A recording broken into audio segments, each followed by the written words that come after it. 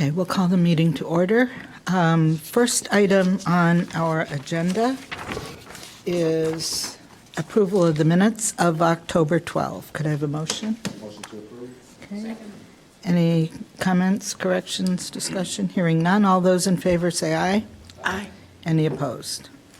Okay. Next, we have the City of Evanston payroll through October 4. Alderman Miller, you want to take that one? Move approval of items A1, or item A1, which is the payroll through October 4th in the amount of $2,694,297.38. Okay. Any comments? Hearing none. All those in favor say aye. Aye. Any opposed? Want to do the bills? Do the bills as well. Move approval of item A2, which is the bills through October 27th of 2015 in the amount of $3,430,771.20. I have a comment on these. I noticed that we refunded the security deposit for the Art Center. $3,638.58. I never saw a report that said there were no deductions from that deposit. And But Alderman Rainey, this is different because this is not the Art Center on Harley Clark, but this is their space in Noyes Cultural Arts Center. was there an accounting for what happened there? That's what I mean. Okay, I got I you. mean, did they leave on time? Did they, require any additional whatever? So I don't know if. Bob, do you? What, explain exactly what this security deposit covered. It covered Noyes Cultural Arts Center. Good space. evening, committee Yes, members. go ahead. Bob Dornicker, Interim Director of Parks, Recreation, and Community Services. That security deposit was for the Noyes Cultural Arts Center for their spaces at that facility. They did leave on time. They left the building in the condition that it was supposed to be left in without any damage. And that security deposit was actually built up over numerous years. They were over in that facility, as you well know, over 20 years. So did we pay them interest? There was interest that was paid There on that. was? There was, Just- yes, there was. Is that considered commercial lease?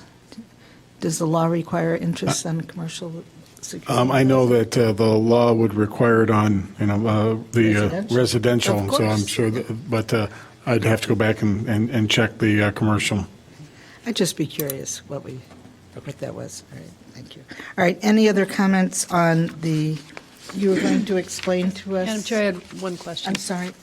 Mr. Dornicker, real quick, what do we do with the 1,000 cubic yards of sand that we dredged out of the Church Street boat launch area? Do we relocate it to the beach? That sand is actually returned to the lake as the requirement of the IEPA and the Army Corps. So basically, it just goes south of the boat ramp. We put it back into the water. So we just relocate 1,000 cubic yards of sand. Thank you very much. So that we can do it again next year. Yeah. We do put it downstream, if you will, so we don't have to do it again right of way. So downwind, if you will. Okay. The cap sum property sales tax rebate, were you going to explain that, Marty, to everybody? Thank you, Madam Chair, members of the committee. Included in the bills list this evening is a payment to cap sum properties of approximately $355,000. This is almost the last payment on a multi-year revenue sharing agreement that started once the mall opened. The agreement is of using the same formula as that, what was used at the Dempster Dodge, the original developer for that plaza, wherein the city receives a base amount of the sales tax, and then between the city and the developer, there is a split of the sales tax remaining, with $20,000 of the sales tax going into a neighborhood improvement fund. So this last payment is fairly large increase. The mall is doing very well, and right now the total agreement, when it was put in place, was capped at $1,500,000, and this takes the total payments up to just over $1,480,000. So we are effectively done with this agreement. Starting next year, we'll have a small payment. So a great success story for that development over time. Absolutely, and it doesn't, important to note, it doesn't even include Sam's Club. Sam's Club has a whole different set of revenues.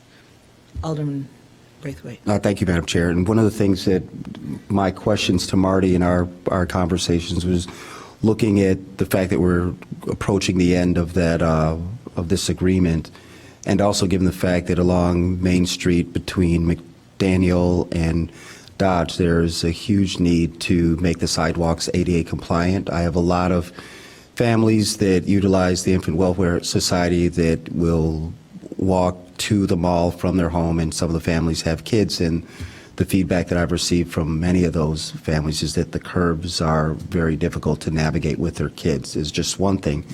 And I know that Dave is somewhere in the audience. The other issue that we've had, and these are all infrastructure needs, is the entrance into the Main Street Mall. There's a huge dip as you approach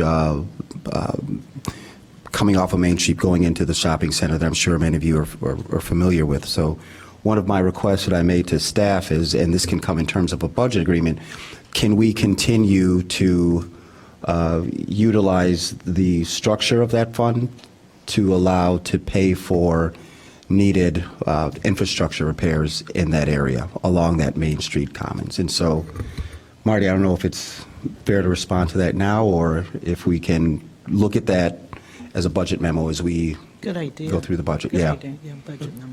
And what, thank you, Alderman Braithwaite, members of the committee.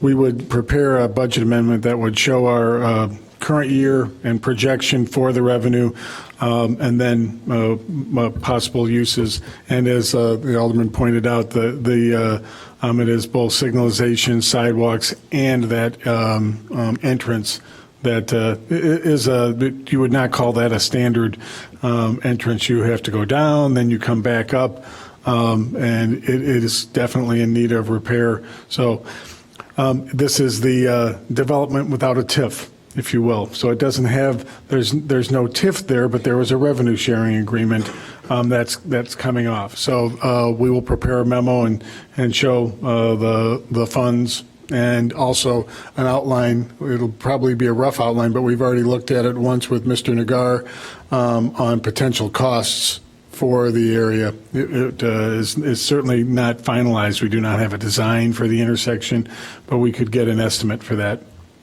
before we do budget adoption. And that would include all sidewalks, because it definitely needs sidewalks. Yeah. And it's not just in our discussions, part of the neighborhood improvement fund, but not all of it. And in my discussions with the alderman, the $200,000 neighborhood improvement fund would just get gobbled up by that intersections, and we would much rather, in some cases, do some other improvements around the neighborhood as it was intended, as we did around Dempster Dodge, where we didn't do the traffic circles, but we did do some of the cul-de-sac plantings, and those are still there today and still valued by the residents. Well, I would love to see better sidewalks on that whole stretch. Yeah. The sidewalks there amount to nothing more really than a courtesy curb. And You know it well. Some yeah, places- I run there a lot, and it's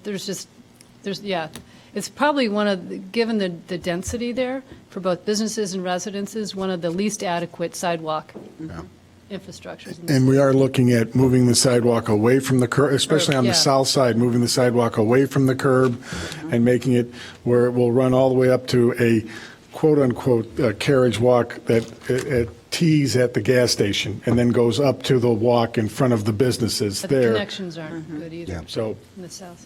That'd be great. Good idea. Thank you. All right, all those in favor of recommending the bills to the council, say aye. Aye. Any opposed? Next, Alderman Grover. Madam Chair, I move A 3.1, approval of a contract for renovation of the washrooms at the Levy Senior Center, a contract amount of $45,530. Second. I have a comment about this. This seems exactly the kind of job that an Evanston contractor could have done. I mean, we know we have Evanston contractors. We have small ones who do washrooms all the time. And I see that this one has done city washrooms before, but I think maybe we can do a reference that when staff has a job like this, they can refer it to MWEBE first before it comes here, and you all can work on it.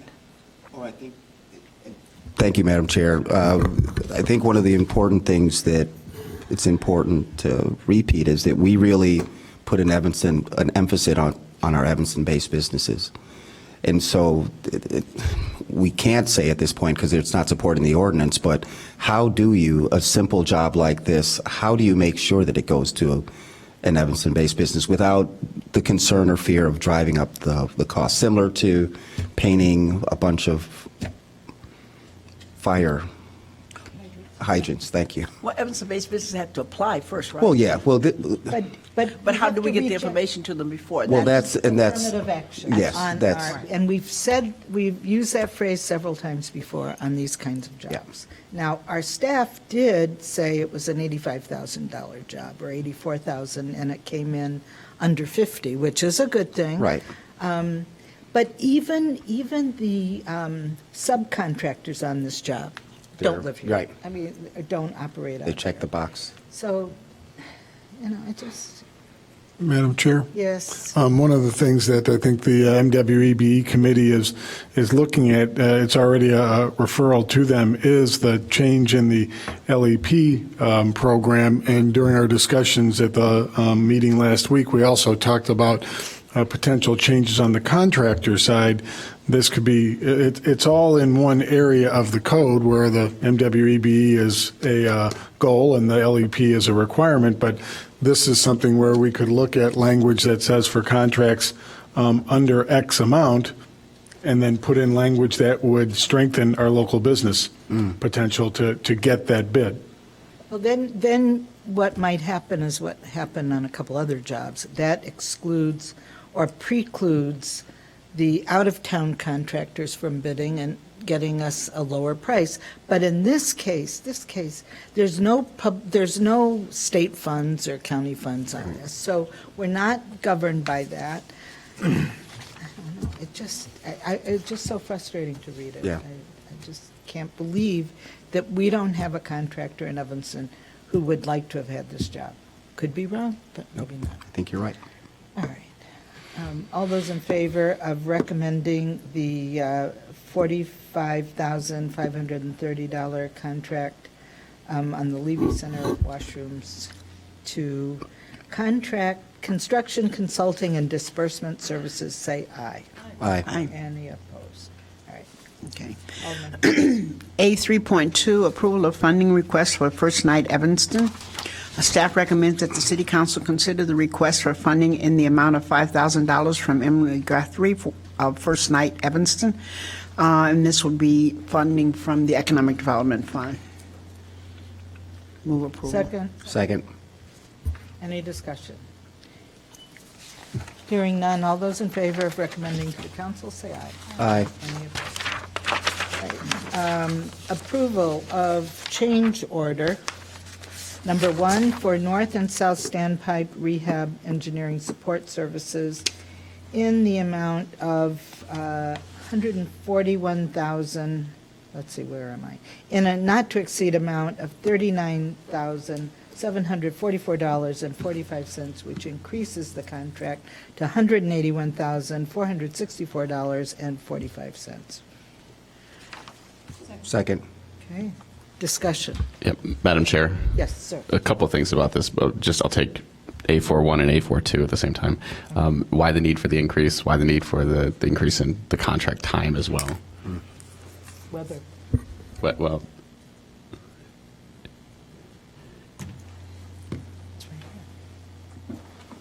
Madam Chair, members of the committee, Dave Stomack, Public Works Agency Director. The change order is needed because of a weather delay. There was 32 days out of 67 in which they were prohibited from working because of the rain. And by our contract, the contractors allowed an extension. as far as the increase in cost? The increase in cost is with the engineering services, and the increase in cost is because their contractor estimated that they would complete the work without that rain delay. So even though it rained, the inspector still had to be on site, the contractor was there, and they would decide not to work. Here's my problem going forward. I've received a ton of complaints about the noise levels. And for example, this last weekend, the contractors were going all weekend. So from 9 till 6 on Saturday and Sunday. And I've received numerous complaints about that. My concern is going forward that, I don't know how much more time they need to do this. I imagine because also daylight savings is this next week, they're going to lose an hour on the back end as well. So what are we going to do about making this work as normal as possible with as little impact on my residents? And we're aware of those complaints as well, and we are looking at the ramifications of not having them work on weekends, which then means that they would not be able to complete the entire painting this season, would have to remobilize next season, and so then that will be an additional cost for the contractor to come back again, weather-related. They wouldn't be able to complete the job as scheduled. Where are they now in the process? I mean, how much of the job is complete? 50%, 75 estimate? I mean, how much more time do they think they need? If I could tell my residents. 100% sure on that, but Okay. we figured that if they lost the weekend work over the next month, which is what we were hoping that they would be able to do it, that's 8 working days, and then they'll be short by those 8 working days. They're right on the margin right now. We know the rain's coming in the next 2 days. That will prohibit them from working as well. So if it doesn't rain more after that, then they would probably make it. And I'll introduce Laura Biggs. Hi, Laura Biggs, Bureau Chief of Capital Planning. So, we have been talking with the contractor. The sandblasting, they are hoping to be done by mid-November, and they plan to finish by Thanksgiving. If they don't finish, they really can't work beyond Thanksgiving because of the drop in temperatures, in which case that would be a whole other issue where they would have to remobilize in the spring. So the reason why they're working 7 days a week is because the weather has impacted them so thoroughly, and they really are trying to finish by the end of the year, which would be better for the city if they did. But I do understand the issue with the sandblasting on Sunday. So, I mean, there was basically potentially another 3 weeks of sandblasting 7 days a week? So the reason why the sandblasting was so loud on Sunday was because they were actually running multiple crews trying to finish some of the exterior pilasters, which are the large pieces that provide the structural support on the outside. That is particularly loud. They hope to finish that by Friday. If they do continue to sandblasting, there will be noise, but it Right. won't be like it was on Sunday, past November 6th. Wait, so that's one more weekend. Just not do sandblasting on Sunday? We actually are reaching out to them to see if we can come up with some alternate solutions for how to proceed. If there's work that they could do that's not sandblasting on Sundays, what would be the cost if they did have to remobilize in the spring, so we can already start getting ahead of that.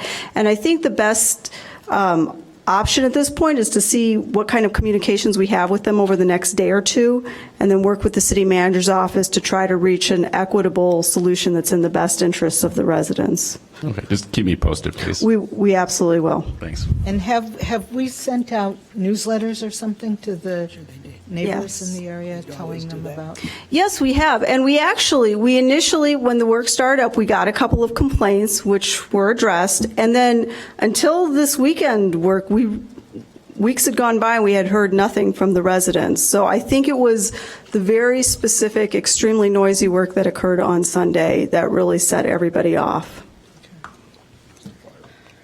Yes, justifiably. So we're going to work with them to try to prevent that from occurring on Sundays. Thank you. All righty. All those in favor of referring this to the council, say aye. Aye. Any opposed? Alderman Braithwaite?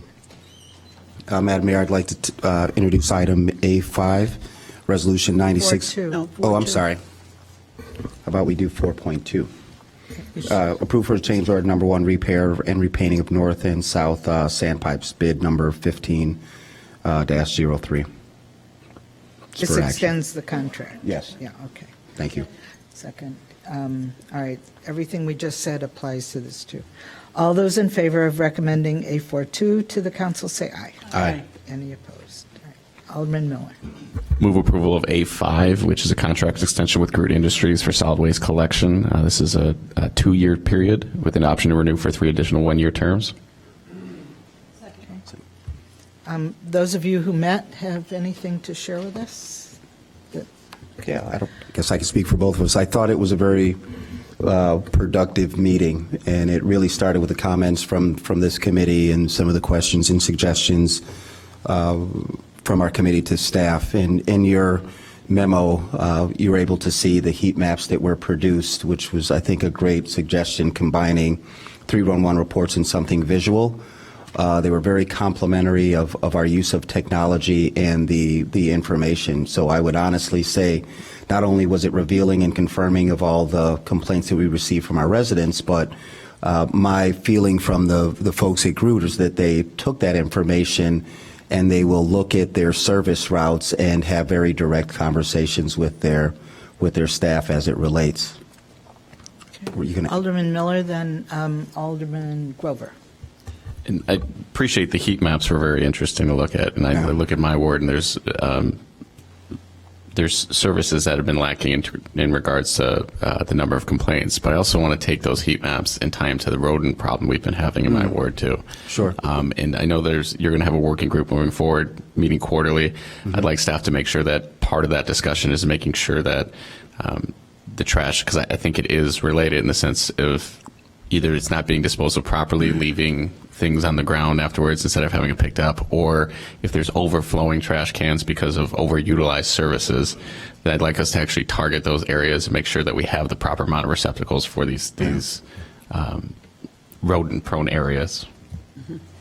And Matt, Alderman Alderman Grover. if I could, Do you want to go? If I want to respond to something that he shared, and Alderman Holmes, feel free to jump in. So one of the complaints that I received quite a bit, Alderman Miller, is so there are a couple of restaurants along the Evanston Plaza, Main and Dodge Plaza, McDonald's. I'm calling them out specifically where I continue to hear complaints from residents. And the problem is that a lot of these issues are happening over the weekend. And then what happens on Monday morning, Groot comes along and cleans it up before our city staff is able to document.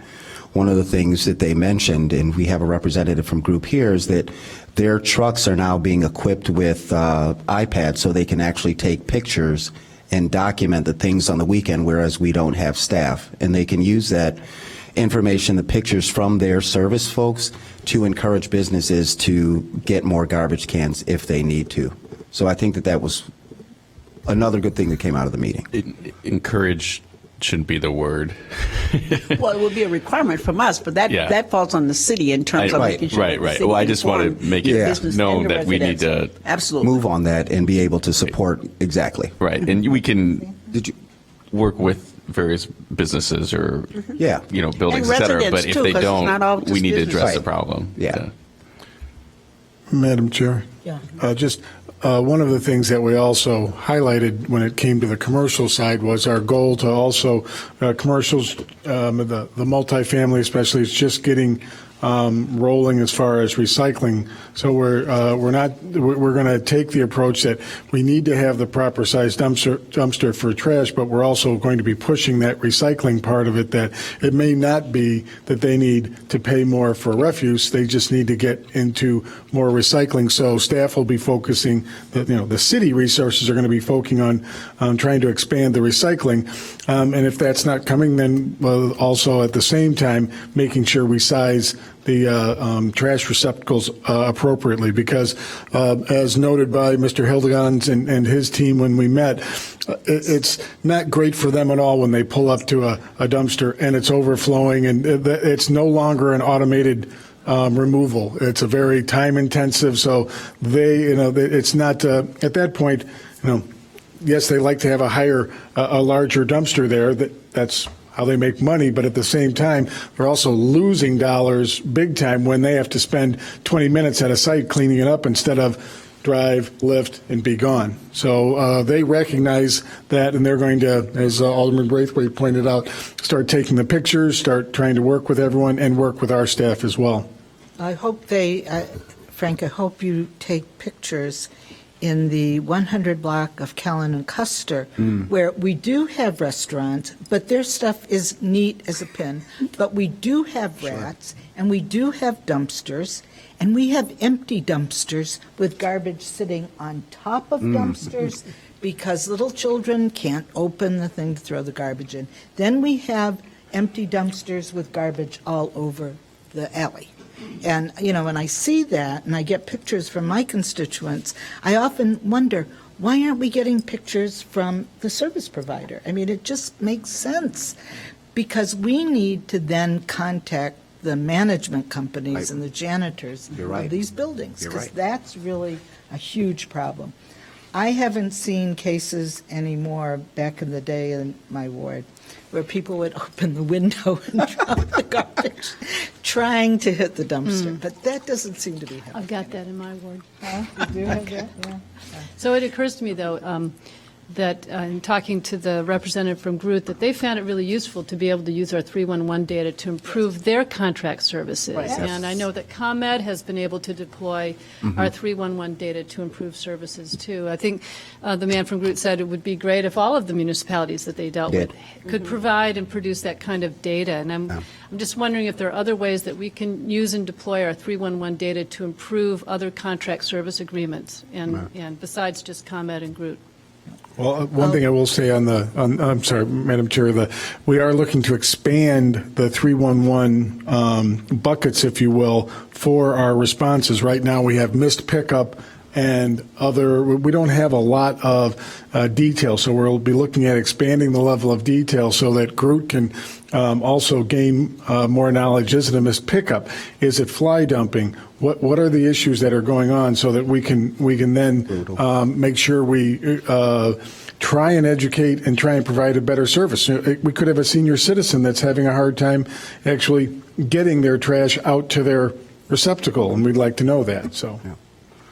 Alderman Braithwaite. Thank you, Madam Chair. So just one other thing that I wanted Marty to touch on. So I think moving forward, we're going to be able to really pinpoint the service-related issues and focus on those areas. The other thing that was a really point of concern for myself and other members of the committee was the price of the roll-offs. And one of the complaints that I received from developers is that the Groot's pricing was 20% higher, 20 to 25% higher than what they could get if they went outside of Evanston in the Groot contract. So the specific questions that I asked to Marty is, A, why is this contract exclusive?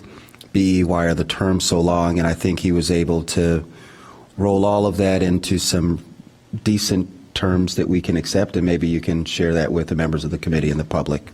Certainly.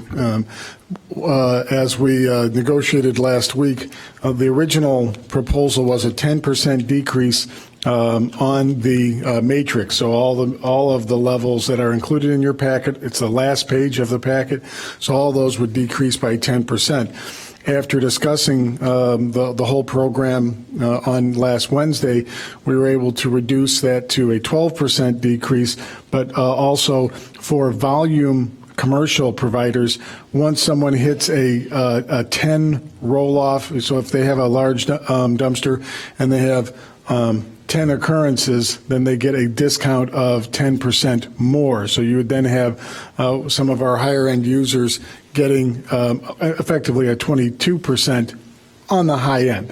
They won't, not in the first 10, but we thought that was we were looking and negotiating back and forth, and that was a compromise, because that's also what we heard was our very active construction and business community looking for that kind of a break at the high end. Now, to be fair in the overall analysis, you do have the city's solid waste franchise fee on top of the Groot fee that another carrier is not paying. So if you added our solid waste franchise fee on top of theirs, they get closer. Yeah. So as we move forward, one of the evaluation tools, if we can get the solid waste fund on its feet is to revisit the solid waste franchise fee. If we can do without it and we can find other means to put the solid waste fund on its feet, then that's something we can revisit. And what's that dollar amount, Marty? The Per total lot. dollar amount, I'm going to say it's approximately, it's $160,000. That might be, I'd like to get back to you instead of, course. because I don't have that one right at the top of my list, because the total fee was not that high, so that sounds a little bit too high to me. So I will have that before council meeting. Thank you. Any further? None. All those in favor of recommending the Groot extension to the council, say aye. Aye. Any opposed? All right, next item is A6. Madam Chair, I move A6, which is Resolution 63R15, authorizing the city manager to negotiate and execute a parking lot agreement with Youth and Opportunity United, YOU, for our usage of part of the corner parking lot at 1623 Dodge Avenue. Okay. Any second? Any discussion? Hearing none. All those in favor of recommending this to the council, say aye. Aye. Any opposed? Madam Chair, A7, Resolution 98-R-15, approving release of certain closed session minutes. Staff recommends the City Council adopt Resolution 98-R-15, releasing the closed session meeting minutes listed on Exhibit A and finding that a need still exists for confidentiality as to the minutes on Exhibit B. Would you like to read through those for us? I don't think so. All right, any discussion? Hearing none. All those in favor of recommending release of the minutes, closed session minutes that have been noted, say aye. Aye. Any opposed? All right, next we have on our agenda ordinance 42015, which has to do with gender-neutral restroom signage. And we have a person signed up to speak. Carly Lewald, would you like to come up and tell us your thoughts on this? I would just like to say that on behalf of our community, the trans community, thank you for your consideration of the adoption of this resolution or ordinance. I think it speaks really well of the city. I think it speaks very well in terms of your commitment to our community. I see no harm in anything that is being requested here. I think it's all good. You know, trans women, specifically trans women of color, often face discrimination as well as are prone to being subject to violence. And I think the adoption of this would definitely help minimize that. I'm pretty sure I'm not the only trans person in your community. And I think this is the day and age when this just makes good sense. So I would hope you would consider it. Carly, I'm my former neighbor. I remember many, many years ago, because I've been here the longest, when we included transgender in our Human Relations Commission statement of purpose. And there must have been 500 people here. And I think it's just so interesting now that these items no longer create an uproar. Yeah. And I'm just very proud of this town. Alderman Grover. Thank you, Madam Chair. And Ms., I didn't get your last name, I'm sorry. Laywald. Laywald. Thank you very much for your support of this and all your good work in Evanston. With some 30-plus transgender students at Evanston Township High School, I think it's only reasonable that we make accommodations that we, everywhere in every way. Yep. And then additionally, you know, as long as there can't be really any legislation, but as long as it's, you know, called out, I think it should be called out that trans men and women still use the restroom of their identified gender, so whether it's male or female. So But that said, That's fair. I didn't know I was actually going to speak either. See? I had no idea, so I just had to wing it. I would not waste you sitting there. I mean, it's okay. very important. I'm happy to be here. It's very important. Thank you. Thank you. All right, very much. thank you so much. Okay, any discussion, further discussion of, was there a second on this? My only question on this to staff was how were we going to get notice to all the businesses, all those who have restrooms that would be affected? And I think Gary shared a plan with me. Mark. Via email, and now Mark. Mr. Munzer. Good evening, Madam Chair, members of the committee. Mark Munzer, Director of Community Development. So if the ordinance was approved, what we would do is when we send out business license renewals, which is in November, we would include, similar to the bag ordinance, the shopping bag ordinance, just to make sure that they were all aware and that they had 60 days to come into compliance. And we'd also work with the health department who licenses the food service establishments who also could be impacted. Excellent. Okay, is that good enough? Okay. Is there any interest in suspending the rules on this? I mean, we should move on with it. I'll move to suspend. Okay, suspend the rules, all right. All those in favor of recommending this to the council and suspension of the rules for action tonight, say aye. Aye. Any opposed? Alderman Holmes. No, not no, you. it's Alderman Braithwaite. Sorry. Thank you, Madam Chair. I'd like to move item A9, and this is also for suspension of the rules as requested. Ordinance 140-0-15, Grove Street parking prohibited. And it's a recommendation coming from the Transportation Committee. Staff recommends that the City Council adopt Ordinance 140-0-15, amending Section 10-11-8, Schedule 13, which prohibits parking at all times, including Grove Street, the south side of Wesley, to Ashland Avenue. This is near Dewey School. Right. And Is there they, a second? Second, and then with a request that when we have these requests, a map included always Yeah. helps. It would be so helpful. yeah, that's Just great. a map, I need to visualize. All right. Any other discussion? Hearing none. All those in favor of recommending introduction and suspension of the rules to the council, say aye. Aye. Any opposed? Alderman Miller. Move approval of item A10, which is ordinance 141-0-15, which is it creates subsection 10-11-18, which prohibits parking between the hours of 8 a.m. and 6 p.m. Monday through Saturday on portions of Grove Street. All right, introduction and action on this one, too, right? Any discussion? Is there a second? Second. No discussion. All right, all those in favor of recommending this to the council, say aye. Aye. Any opposed? Are there any items for discussion that we don't know? No, Madam Chair. All right, thank you very much. All right, motion to adjourn? All those in favor say aye.